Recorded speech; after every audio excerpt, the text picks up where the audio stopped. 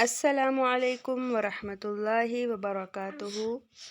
तजवीद सीखें आसान तरीक़े से पश्तो ज़ुबान में। Class number 3। तजवीद ज़्दा कई पा आसान तरीक़ा सरा पा पुख्तो ज़ेबा की। अऊज़ु बिल्लाहि मिनश शैतानिर रजीम।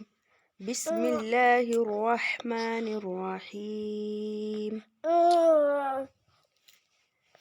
په نننۍ کلاس کې به مونږه زده کوو د شونډو نه ادا کېدونکي حروف او د هغې نظم. په تیر شوي کلاس کې مونږه د مخارج او د صفات په باره کې ویلي وو. مخارج د مخرج جمع ده او مخرج د ژبې د خولې د کمو ځګونو نه چې حروف ادا کېږي هغې ته مخرج ویلی کېږي.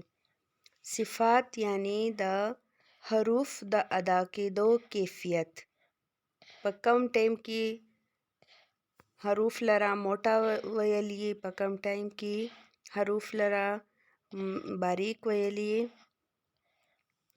یعنی غټ او نری کوم ټایم کې ویلی، نو دې ته وایي صفات.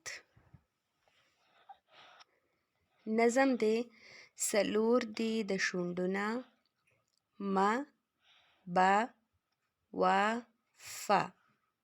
دا مونږه د زبر اواز سره وایو. څلور دی د شونډو نه: م، ب، و، ف.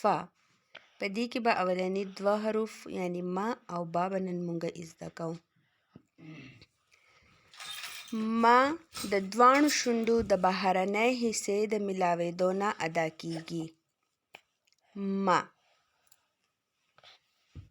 یعنی د شونډو بهرنۍ چې کومه وچه حصه ده چې کله دا دواړه د یو بل سره ولګېږي نو د دې نه م ادا کېږي.